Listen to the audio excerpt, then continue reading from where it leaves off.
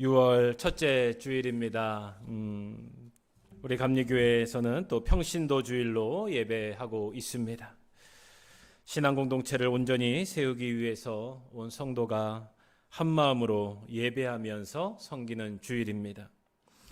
뿐만 아니라 각자의 삶의 자리에서 이 성도로서의 품격을 세우고 일상에서의 성소로서 승리하시는 한 달 되시기를 주님의 이름으로 축원합니다.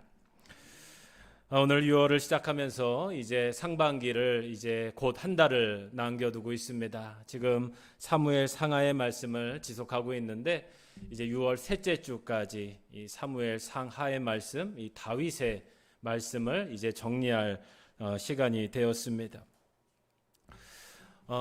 요새는 그 세대 간의 갈등이 참 많다고 하죠. 그래서 1년도 세대 차이가 난다고 합니다. 그래서 최근에 언론을 보면 이 자녀들이 또 우리 젊은 층들이 싫어하는 표현이 이 라떼는 말이야. 그래, 들어보셨나요?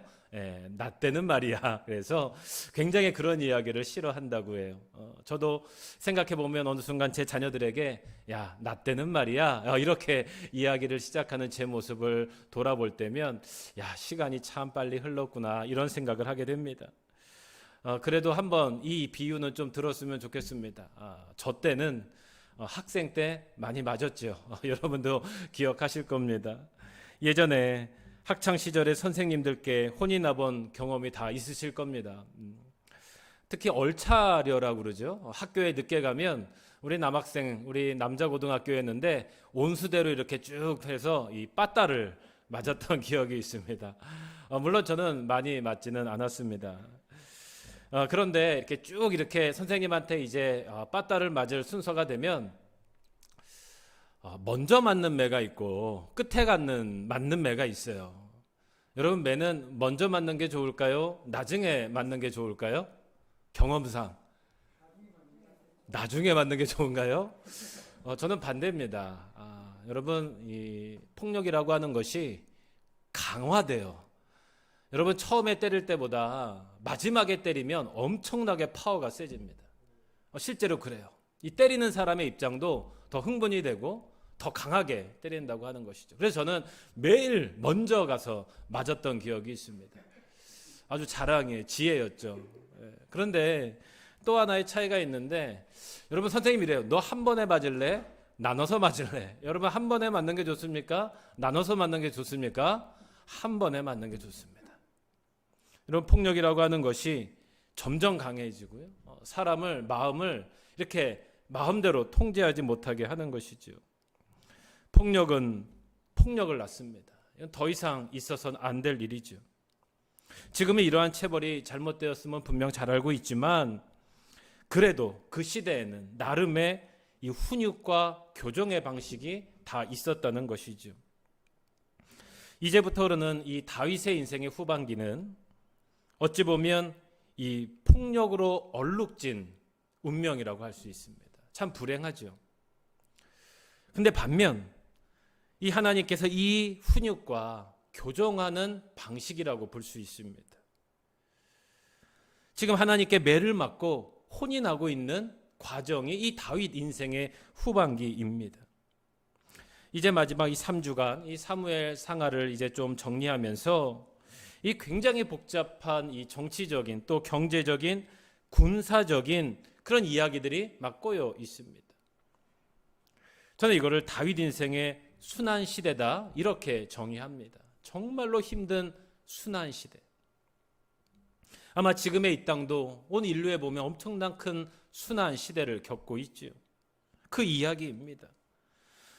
여러분, 매도 먼저 맞고 좀 한 번에 맞는 게 속이 편한 것처럼 이 이야기들 참 힘이 들어요.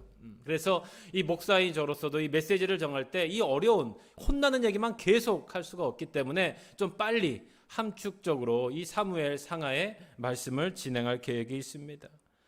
하지만 우리가 들을 때는 힘이 들지만 좀 하나님께 혼났을 때 바로 깨닫고 돌아올 수 있는 영과 진리의 시간이 되기를 주님의 이름으로 축원합니다. 오늘은 이 다윗과 압살롬이라는 그 셋째 아들과의 폐역의 사건입니다. 배반의 역사입니다. 이 배반의 역사의 개간을 통해서 이 내 아들아, 이 다윗의 통해의 말씀을 통해 오늘의 말씀을 주님 앞에 드려집니다. 오늘 말씀의 시작은 사무엘하 13장 1절에서 시작이 됩니다. 제가 봉독해 올리겠습니다. 그 후에 이 일이 있느니라. 다윗의 아들 압살롬에게 아름다운 누이가 있으니 이름은 다말이라. 다른 아들 암논이 그를 사랑하나. 이렇게 시작을 합니다. 여기서 이 중요한 표현이 사실 그 후에라는 표현입니다. 여기서는 이 역사적 함의가 이 하나님의 말씀에 다 들어있는 표현이죠. 여기서 그 후에는 바로 다윗이 이 우리아를 지난주에 배웠던 이 차도살인, 이 범죄 사건 이후의 의미를 말합니다. 하나님은 이 범죄로 말미암아 다윗의 죄는 용서했지만 죄의 대가로 징계를 받게 됐습니다. 그 징계가 무엇입니까? 너도 아들을 잃을 것이다. 집안의 칼이 끊이지 않을 것이다.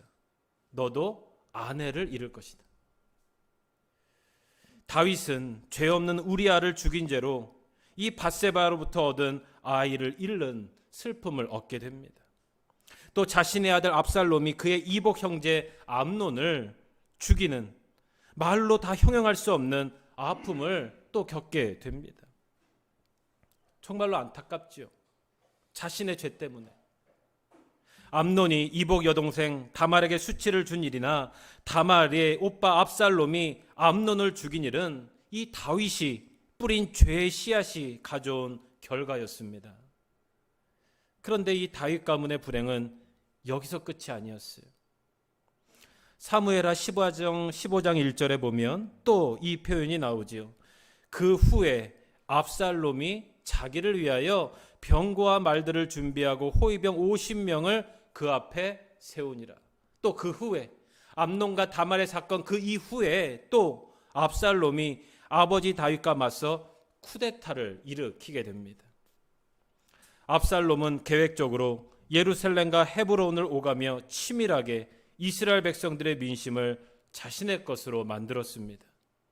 그러면서 아버지 다윗에 대한 반역을 4년여에 걸쳐 준비하고 있었던 것입니다. 그는 아버지 다윗의 오랜 동지이자 전략가였던 이 아히도벨을 포섭하지요. 그래서 최고의 전략자와 만만치 않은 세력을 구합하게 됩니다. 마침내 압살롬이 헤브론에서 일으킨 쿠데타가 성공을 하게 되지요. 이스라엘의 잠시나마 왕이 됩니다. 그 소식을 들었던 예루살렘에서 그 소식을 들은 다윗은 목숨을 건지고자 몇 명의 친위대만 데리고 황급히 도망하게 되죠. 얼마나 불행한 장면인지 모릅니다. 자기의 아들에게 자기의 자리를 빼앗기는 것이죠. 그러자 압살롬은 무혈로 예루살렘 성을 장악하게 돼요. 이스라엘 왕으로 등극합니다. 하지만 이 압살롬이 아히도벨 대신 이 다윗이 전략으로 후세라는 전략가를 또 심습니다. 그 후세의 말을 들어서 결국은 이 잘못된 선택으로 말미암아 시간적인 여유를 주게 돼요. 그래서 다시 이 요압과 다윗 군대 이 세 명의 장수에게 마지막 전쟁에서 패하게 됩니다. 압살롬의 반역은 실패로 돌아가지요. 마지막 전투에서 압살롬을 발견해도 죽이지 말고 좀 너그럽게 대하라고 한 이 다윗의 명령에도 불구하고 다윗의 군대 장관 요압이 압살롬을 죽입니다. 압살롬의 쿠데타는 결국 세바의 반역 사건으로 끝으로 완전히 진압이 되고 다윗은 다시 예루살렘으로 복귀하게 되죠. 이때 다윗이 압살롬의 죽음 앞에 통회하는 장면이 오늘의 말씀입니다. 내 아들아가 7번이 나와요. 내 아들아, 내 아들아, 내가 너를 대신해서 죽었어야 되는데 내 아들아, 내 아들 압살롬아. 이게 오늘 이 압살롬과 다윗의 이 간단한 역사의 개간이라고 할 수 있습니다. 성경이 위대한 이유는요, 세상과 담쌓고 이 사는 어떤 상상의 이야기가 아니라는 것입니다. 인간 역사의 현실을 가장 정확하고 사실적으로 고백하기 때문에 성경은 더 위대한 것입니다. 우리가 하나님을 믿고 믿음 생활하는데 좋은 이야기만 듣고 성공의 이야기만 듣고 좋은 것만 얻으려고 하는 것은 그것이 기복이에요. 그렇지 않습니다. 우리의 믿음과 신앙을 좋은 것만으로 이용만 하게 하는 것이 기복이지요. 그것이 아니라 실패와 이 아픔의 역사를 소중히 여기고 기억해야 되는 것이 하나님의 말씀입니다. 얼마 전에도 그 역사 어떤 강의에 한국의 역사를 보면서 성함은 모르겠는데 이런 이야기를 하시더라고요. 이 3.1운동, 한국의 초기, 우리 민족의 역사를 이렇게 쭉 설명하는데 아마 6월 달이라서 그런 것 같아요. 우리나라 민족에게는 성공의 역사보다 실패의 역사가 훨씬 많다는 거예요. 여러분 3.1운동 성공했습니까? 실패했어요. 남북 통합정부운동 성공했습니까? 실패했어요. 많은 운동이 실패했다는 거예요. 우리 대한민국은. 그런데 사람들은 실패한 걸 기억하기 싫어한대. 오로지 잘된 것만 역사에 기록한다는 거예요. 그런데 만약 그렇게 된다면 이 민족의 정체성이 없어진다는 겁니다. 실패의 역사를 기억하지 않는 민족은 그들의 진짜 정체성을 잃어버린 민족이다. 이렇게 이야기하시더라고요. 맞습니다. 그렇기 때문에 이 성경에 어찌 보면 이 실패의 역사는 우리 믿음의 나침판이에요. 우리 인생의 나침판이에요. 우리 삶의 나침판이 되는 것입니다. 실패가 교훈이 되고 그로 인해서 우리는 새롭게 회복하고 성장할 수 있는 것입니다. 그러기에 성경은 우리의 인생의 나침판이에요. 오늘 이 긴 여정 속에서 하나님께서 우리를 부르시는 내 아들아, 이 고백을 우리의 말씀 속에서 이 믿음의 나침판으로, 인생의 나침판으로 만나시기를 주님의 이름으로 축원합니다. 오늘 어떻게 보면 이 흑역사의 원인이 먼저 나오죠. 저는 이걸 이렇게 좀 제목 지어봤습니다. 이 다윗이 이 흑역사의 주인공인데 이 갈림길의 신앙이라고 하는 것이 문제였어요. 다윗이지요. 한번 생각해 보십시오. 자신이 이미 하나님한테 징계를 받아요. 이제 자신은 법의 그 대가를 치러야 되는 운명이에요. 여러분 얼마나 괴롭겠습니까? 자신이 받을 죄의 대가를 아는 것처럼 아마 비참한 일은 없을 것입니다. 어떻게든 그 벌을 피하려고 발버둥을 쳤겠죠. 다윗도 이런 마음이 왜 없었겠습니까? 그래서인지 이 다윗의 이 좀 안 좋은 습관이 하나 있는데 이게 뭐냐? 자녀들에 대한 이 연민이 너무 많은 거예요. 그러니까 자녀들에게 똑바로 얘기하지 못해요. 이 자신의 죄 때문에. 또 자신의 그 죽음의 아픔의 기억이 있고 하나님의 징계에 대한 그 트라우마가 있었던 것 같아요. 그래서 이 자녀들에 대해서 좀 과도한 정이 있습니다. 이 다윗의 특징이에요. 그런데 이 과도한 연민이 오히려 독이 되어서 돌아온 사건이 바로 이 암논과 다말의 사건이라고 하는 것이죠. 압살롬이 자신의 누이에게 그 수치를 준 이복형입니다. 암논이에요. 그 암논을 계획을 세워서 살해를 해버리는 거예요. 근데 이 문제의 근본 또한 아버지 다윗의 태도가 그 뿌리지요. 사무엘하 13장 20절 21절에 보면 그의 오라버니 압살롬이 이 다말의 오빠죠. 그 다말에게, 수치를 당한 다말에게 이릅니다. 내 오라버니 암논이 너와 함께 있었느냐? 그러나 그는 내 오라버니이니 누이야. 지금은 잠잠히 있고 이것으로 말미암아 근심하지 말아라. 이에 다말이 그의 오라버니 압살롬의 집에 있어 처량하게 지내니라. 여러분 이 장면이 얼마나 고통스럽겠습니까? 여러분 지금은 있을 수도 없는 일이죠. 숨기라. 그 여인은 폐인처럼 지내는 거예요. 폐인처럼. 근데 이어서 다윗 왕이 이 모든 일을 듣고 심히 노하니라. 화만 내고 어떠한 조치도 다윗이 취하지 않았어요. 여러분 이게 말이 됩니까? 아무리 자신의 형제가 아니지만. 그러자 압살롬이 작전을 세워서 그 암논을 대신 살해하는 거예요. 이것도 차도살인이에요. 압살롬은 도망갈 수밖에 없죠. 그래서 원래 자기의 처가 어머니 쪽이었던 이 그술 지역으로 도망을 갑니다. 2년 동안 숨어 지내게 되죠. 그런데도 다윗은 아무런 조치를 취하지 않아요. 그냥 넘어가고 싶은 거예요. 괴로운 거예요. 그냥 눈 감고 싶은 거예요. 그 범죄 안에서. 하지만 다윗은 또 그 아들, 거기에 대한 간절함이 또 있어요. 사무엘하 13장 39절에 다윗 왕의 마음이 압살롬을 향하여 간절하니 암논은 이미 죽었으므로 왕이 위로를 받았으리이다. 사실 이 이야기는 굉장히 복잡한 감정이 피어 있어요. 이 압살롬이 미우면서도 좋은 거예요. 암논을 죽인 그 분노가 있으면서도 또 잊을 수 없는 거예요. 그런데 이걸 또 마음대로 용서할 수 없는 거예요. 그러자 옆에 있던 요압이 그 다윗의 마음을 보고 압살롬을 다시 이 드고아 여인을 이 작전을 짜가지고 대신 데리고 와요. 그래서 허락을 받습니다. 다윗 왕에게. 사무엘하 14장 21절에 왕이 요압에게 이르되 내가 이 일을 허락하였으니 가서 청년 압살롬을 데려오려 하니라. 여기 보면 압살롬 앞에 뭐라고 되어 있어요? 청년이에요. 지금은 마음이 닫혀 있는 거예요. 청년이에요. 자기의 아들이 아니에요. 그래서 이 압살롬이 왔는데 다윗이 자기 집안으로 못 들어오게 하는 거예요. 왜? 아직 용서할 마음이 없어요. 압살롬을 만나주지 않습니다. 그러니까 이 화가 난 압살롬이 요압의 밥에 불을 질러 버려가지고 왜 자기를 이 무시하냐? 네가 가서 왕에게 나를 만나도록 아련에게 알려라. 그 장면이 사무엘하 14장 32절부터 나와요. 제가 천천히 봉독해 드리겠습니다. 이 압살롬이 요압에게 대답하되 내가 일찍이 사람을 내게 보내 너를 이리로 오라고 청한 것은 내가 너를 왕께 보내 아뢰게 하기를 어찌하여 내가 그 술에서 돌아오게 되었나이까? 이때까지 거기에 있는 것이 내게 나았으리이다 하려 함이로다. 이제는 내가 나로 하여금 왕의 얼굴을 볼 수 있게 하라. 내가 만일 죄가 있으면 왕이 나를 죽이시는 것이 옳으니라 하느니라. 그러자 요압이 왕께 나아가서 그에게 아라매 왕이 압살롬을 부르니 그가 왕께 나아가 그 앞에서 얼굴을 땅에 대어 그에게 절하매 왕이 압살롬과 입을 맞추니라. 이런 기록이 되어 있어요.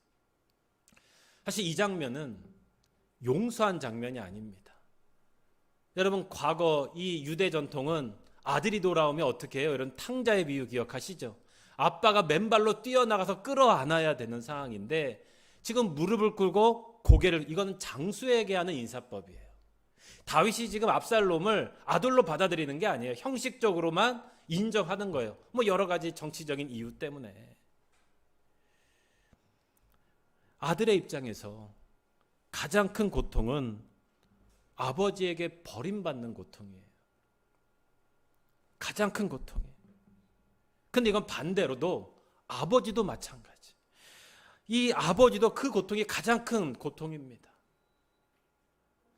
용서하고 끌어안고 싶은데 용서할 수 없는 고통이 있는 거예요. 아들의 고통을 알지만 모른 척할 수밖에 없는 이 고통이 우리 인간 부자 간의 가장 큰 고통이라고 하는 것이, 예수님께서도요 십자가에 달려 돌아가시기 전에 이 고통을 우리에게 보여주셨습니다. 하나님께 피눈물로 기도하는 거예요. 아버지야, 할 수만 있다면 이 잔을 좀 내게서 떠나게 해주십시오. 이거 인간적인 고백이에요. 아버지 왜 나를 버리십니까? 이 고통이 가장 큰 거예요. 하지만 예수님은 아버지의 뜻에 순종해서 죽으실 수밖에 없었던 거예요. 그게 십자가의 사건입니다. 그 소리를 들으셨던 하나님은 여러분 얼마나 고통스러우셨을까요? 자신의 아들의 울부짖음을 외면한 사건이 바로 십자가의 사건입니다. 철저하게 우리의 죄값을 지불된 자리가 바로 십자가의 자리예요. 자신의 아들을 죽일 수밖에 없는 자리예요. 자신을 내어 주셔서 우리를 살리시기로 작정하신 그 결단의 자리가 바로 십자가의 사건이었던 것입니다. 그런데 다윗은 여기에서 실패했던 거죠. 잘못된 자식에 대한 사랑 때문에 죄에 대한 단호함이 한 번도 없었어요. 암논의 번제에서도요, 압살롬의 범죄에서도요, 다윗은 피합니다. 어정쩡한 자세를 취해요. 결단하지 못합니다. 형식적인 화해를 할 수밖에 없고 애매한 용서가 압살롬을 더욱 고통스럽게 하는 거예요. 이게 우리 갈림길의 인생의 모습이에요. 사랑하는 성도 여러분, 이 갈림길의 순간에 우리가 무엇을 선택하느냐, 이것이 남은 인생을 좌우합니다. 우리는 이런 표현을 참 좋아해요. 좋은 게 좋은 거지 뭐. 아예 그냥 넘어가. 마음의 연민과 정을 앞세우고 싶을 때가 많지요. 그냥 뭐 대강 해도 돼. 물론 그런 것들이 관계적인 면에서는 필요할 때도 있죠. 그런데요, 때로는 이 갈림길에서는 과감하게 결단할 때가 필요합니다. 아닌 건 아닌 거라고 말할 수가 있어야 되고, 죄는 죄인 걸로 말할 수 있어야 돼요. 신앙과 믿음의 길에도요, 때로는 죄에 대해 강경할 필요가 있고요, 때로는 결단할 때가 있습니다. 내가 하나님을 믿겠다 그러면 하나님을 제대로 믿어야 되는 거예요. 하나님을 믿는 여러 가지를 타협하면 안 되는 것이지요. 아직 믿음의 갈림길에 있으시다면 예수 그리스도의 십자가의 완전한 은혜 앞에 결단하시기를 바랍니다. 혹시 또 여러분 인생 가운데도 갈림길이 있을 수 있어요. 그럴 때는 걸쳐 있는 거예요. 그런 삶의 문제가 있을 때는 여러분 기도하십시오. 그리고 도우심을 구하며 확 끊을 때는 끊어버리셔야 되는 거예요. 여러분, 이런 확실한 결단의 은혜가 있기를 주님의 이름으로 축원합니다. 여러분, 두 번째는 이 욕망의 결과, 이 압살롬을 좀 우리가 볼 필요가 있겠죠. 우리 인간에게는 이 욕망과 탐욕이라고 하는 근본적인 죄악된 욕구가 다 있습니다. 이건 배우지 않아도 우리가 가지고 태어나는 거죠. 근데 이상한 건 그 끝이 이 파국인 걸 다 알아요. 내가 이 욕망대로 살면 파멸이고 멸망이라는 것도 다 알고 있습니다. 이렇게 가면 잘못된 길이라는 것도 알면서도 빠지는 게 우리 인간이라는. 제가 제목을 만약 지라면 욕망의 눈물이다. 옛날에는 욕망이 들어간 드라마들이 굉장히 많은데 지금은 이런 제목 대신 은유를 쓰더라고요. 뭐 펜트하우스, 욕망의 상징, 뭐 이렇게 쓰죠. 그러니까 대리만족하는 거죠. 대리만족. 여러분, 인생은 이 욕망의 눈물의 드라마다. 이렇게 표현할 수 있습니다. 마지막에 눈물로 후회하면서도 헤어나오기가 너무나 어려운 게 이 욕망과 탐욕이에요. 가장 좋은 건 처음부터 근처도 가지 않는 게 좋아요. 거기에는 접근 금지라고 여러분들이 딱 써놓으신 게 가장 안전합니다. 근데 이게 쉽지 않죠. 이미 압살롬은 자기의 아버지 다윗 왕을 죽이고 자신이 왕이 되려고 오랜 시간 준비를 합니다. 하나님이 기름 부으신 왕이라는 사실조차도 이미 잃어버렸어요. 자신의 보기에 아버지는 왕으로서의 자격이 없는 거예요. 아버지로서의 자격이 없다. 이제 왕으로서 자격이 없다고 판단한 것입니다. 이미 판단력을 잃어버렸다고 생각해버린 거예요. 이미 정권의 말기에 들어섰어요. 주위에 권력을 탐하는 무리들이 여기저기 보이기 시작합니다. 이거를 우리는 정치적으로 레임덕이라고 그러잖아요. 지금도 우리나라가 그런 상황에 있죠. 레임덕이라고 그래요. 정권 말기에 공통적인 특징이 하나 있는데 이건 뭐냐? 친인척 비리가 생긴다고 하는 거예요. 우리나라도 똑같습니다. 마지막 정권의 말기에는요, 가까운 사람들부터 부패하기 시작해요. 이게 레임덕이에요. 통제가 안 되는 거예요. 한 사회가 발전하기 위해서는 권력자들뿐만 아니라 그래서 그 가족이 함께 중요한 역할을 해야 되는 거예요. 그 주위의 도덕적 수준이 그 나라의 정치적인 첨령도를 보여주는 기준이라고 하는 것입니다. 지금도 마찬가지. 이 지금 압살롬도 자신의 왕의 권력을 이해받기 위해서 가장 쉬운 방법이 뭐냐? 쿠데타를 일으키는 거예요. 쿠데타는 프랑스 표현인데요. 자기의 국가에 칼을 들이다라는 뜻이에요. 이 쿠데타를 계획하는 거예요. 이를 준비하기 위해서 전략을 세웁니다. 여러분, 다윗은 정의로운 재판관이었어요. 그거를 먼저 뺏어요. 자기의 능력과 지혜를 활용해서 정의로운 재판관의 행세를 시작하죠. 그 당시 다윗에게 불만이 많았던 헤브론 사람들을 이용하기도 하고요. 또 압살롬의 그 가장 근본에는 뭐냐? 뛰어난 외모가 있었어요. 완벽한 외모가 있었대요. 그 당시의 외모의 기준은 머리카락이었어요. 왜 안 믿으세요? 진짜예요. 지금도 여러분, 미남의 기준은 머리숱입니다. 다시 옛날로 돌아가고 있는 거예요. 여러분 사무엘을 보면 압살롬이 머리카락이 얼마나 아름다운지 사람들이 그거를 굉장히 탐내했대. 그래서 1년에 한 번씩 자르면 그 무게가 20세겔이었대요. 최고의 미남이죠. 그 지략을 활용하는 거예요. 사무엘하 14장 25절에 보면 온 이스라엘 가운데에서 압살롬같이 아름다움으로 크게 칭찬받은 자가 없었으니 그는 발바닥부터 정수리까지 흠이 없었다. 완벽한 사람. 특히 머리카락이 굉장히죠. 최고의 미남이었대. 왜 다 자기 자신을 보십니까? 그 얘기하는 이 정도면 됐다. 그렇죠. 감사하죠. 여러분 사무엘하 15장 6절에도 이스라엘 무리 중에 왕께 재판을 청하러 오는 자들마다 압살롬의 행함이 이와 같아서 이스라엘 사람의 마음을 압살롬이 훔쳤다. 마음을 이게 굉장히 정치적인 리더십이기도. 사무엘하 15장 10절에는 이 압살롬이 정탐을 이스라엘 모든 지파 가운데 두루 보내 이르기를 너희는 나파 소리를 듣거든 곧 말하기를 압살롬이 헤브론에서 왕이 되었다 하라 하니라. 여러분 이스라엘 민족에게 이 장면은 처음이에요. 누구도 내가 왕이 되었다 말하는 왕은 이스라엘 역사에 없었어요. 아무리 타락한 왕도 내가 왕이다 이렇게 말한 존재는 없어요. 압살롬이 유일해요. 왜? 이스라엘은 하나님이 왕을 세우시는 거예요. 종교가 왕을 선택하는 거예요. 근데 압살롬은 내가 왕이 되었다. 욕망과 탐욕의 끝이죠. 그 정점에 이른 거예요. 지금 압살롬이. 너무나 잘 나가니까. 이 소식을 보고받은 다윗은 예루살렘을 버려두고 이제 곧 죽었다. 도망을 하게 되죠. 다윗만 죽이면 게임 끝이에요. 이제. 그 도망하는 장면이 사무엘하 15장 23절에 온 땅 사람이 큰 소리로 울며 모든 백성이 앞서 건너가매 왕도 기드론 시내를 건너가니 건너간 모든 백성이 광야길로 향하니라. 울면서 건너갔다. 욕망의 결과는 처음부터 끝까지 눈물의 고통이에요.